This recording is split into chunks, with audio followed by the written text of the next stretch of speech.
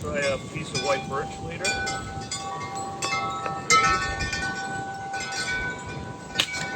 Good. This is white birch.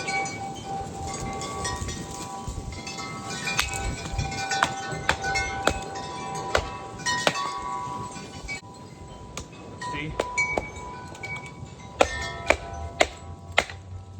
So you probably have to do that. I'm gonna check the edge in a second.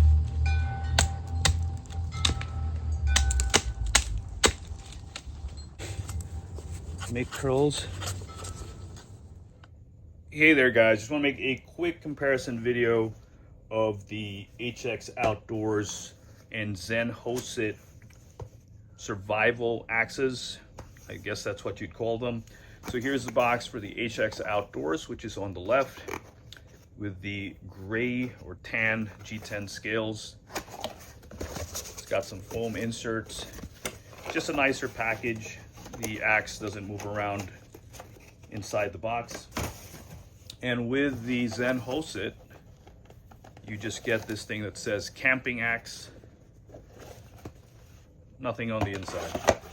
I think these were just packaged in clear plastic bags.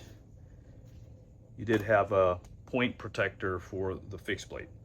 Now, just to run in, there are other companies that sell Zenhosit products. So they do have a Zenhosit version of this tool. This was inspired, I would say, by the Gerber downrange tomahawk, and Zenhosit, the company that makes this one, makes it in a brown handle version. And it has this one, WLQUI, I'll put it on the screen, also sells the same exact fixed blade. So I think they're made by the same factory and just rebranded. Anyway, let's kind of move on and talk about similarities and differences, also the price point. Now, HX Outdoors has a lot of designs that seem to be inspired by other companies similar to RMJ Tactical.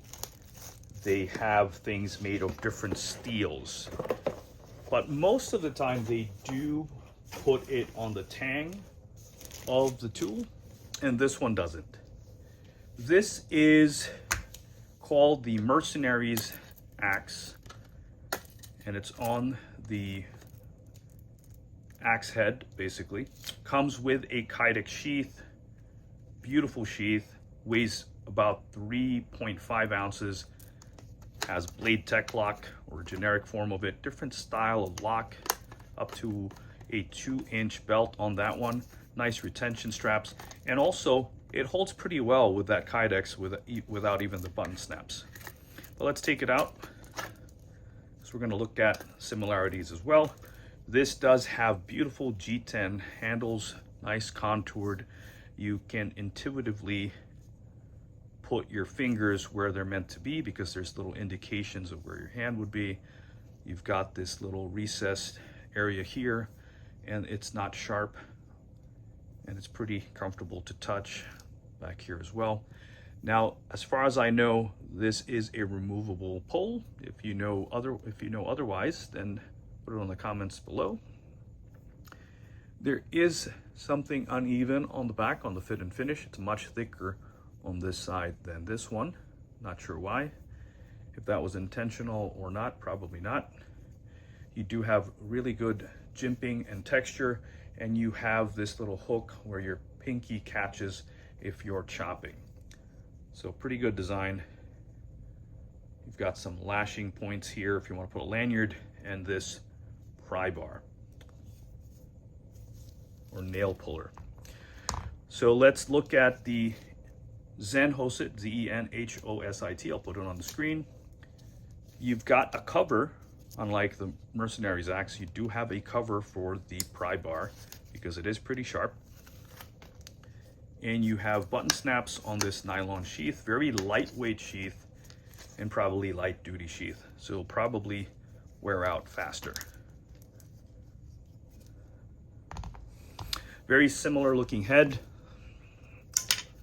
practically identical, slightly larger, if you guys could see that on the Zenhosit. It's just a little bit longer, practically the same. The Zenhosit does come with a fixed blade with a very similar handle design. These are ABS plastic, and durability is questionable. I had a pretty good experience when I was using this, chopping and going through wood, but I have seen photos on Amazon where it does crack. Some people claim it's hollow and some people dispute that. This one feels pretty solid compared to the other product that I purchased with a very similar design. Now this is much more solid feeling.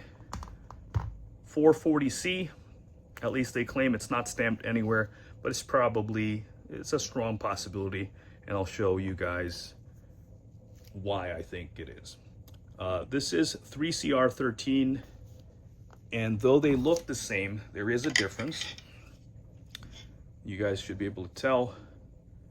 The one in the black handle, the Zenhosit, is a thicker stock, and that's probably for added strength because it is 3CR13.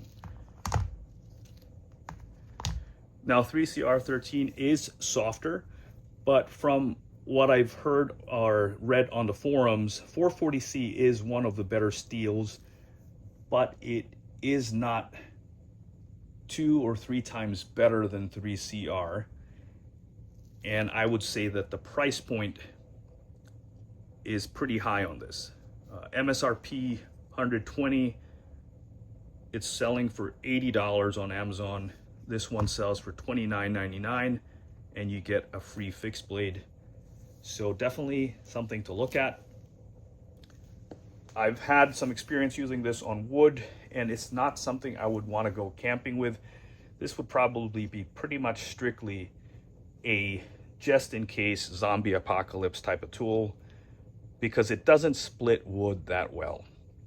This part here, when you're trying to go through wood, usually snags. I was able to successfully split some wood chopping if you're able to split it before it has to go all the way through to the back. But what happens is the log tends to slide up and hits this part of the handle, and I kind of wish that they had a longer sort of neck for this. But this part here snags on the wood as well when you're trying to go through, or baton it through wood sometimes, which I tried to do.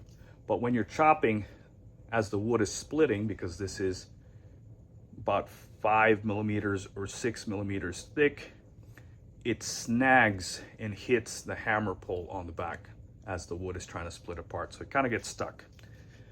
Not the best tool for wood processing, but it can do so. Hey there guys, just trying to wrap this video up and talk a little bit about value. The Mercenary's Tactical Axe and the Zenhosit Survival Axe or Camp Axe are basically tools patterned from the Outland Equipment, or I believe they are, Outland Equipment multi-mission axe, very similar design and features. That one is a S-case or S7 tool built for law enforcement, SWAT team, and military. And it's nice that you can get a feel for something very similar without having to spend $400, $500, or $600 for those type of tools and the tools like the ones RMJ Tactical sells. And these are great budget tools for preppers and campers. Now, $80 is a bit steep for what you're getting because this is not a very good camp hatchet or camp axe. It doesn't split wood that well. I think the main attraction for this is having a one tool option in a bug out bag. You can go camping with this, but I'm not sure if I would agree $80 is a good thing or a good price for that. This is supposed to be 440C, and I do love 440C. It's not stamped anywhere, so I'm not as confident that it is 440C. 3CR13 is a pretty decent budget steel, and it's $30, and you're getting a fixed blade. Really good buy for somebody who's just starting out as a prepper or starting to go camping. You get a fixed blade and a camp axe, right? You could start off working on wood processing and little survival skills. You could test this out. This is a pretty good compact package, very budget friendly at that point as well if you don't own other blades yet. And for the price of one of these, now you do get a really nice kydex sheath, and you do have a premium handle material, but you can get both of these. This is the WLQUI throwing axe is what they call it. And that's one of the reasons why a lot of these handles are breaking. The downrange tomahawk from Gerber, which I believe inspired this design, was not designed as a thrower. It was a breaching tool for military and, or it is a breaching tool for military and law enforcement. Very similarly made with the pry bar. And this one has a hammerhead that's included in the tang of the blade. I'm not sure if this is welded on or they had it cast that way. Pretty hefty tool. Nice 5mm thick tang as well. And you could get one of these from Zenhosit for about $60, or purchase the WLQUI version, which is what we have here, for $47.99. You get these two items. If you just want the tomahawk or axe, whatever it is you want to call it, it's $2 cheaper. So, you know, depending on what you're looking for, definitely a more premium tool with hopefully a more premium steel as well. I think that for my money though, I think I'm going to be sticking with this right here. And I'm not even sure about this tool. It is a little long, so this is not going to fit as easily in what I think should be a more gray man backpack. The handle's a little long.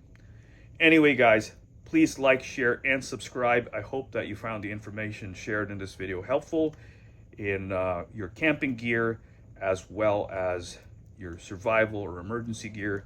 Please like, share, and subscribe. See you all later.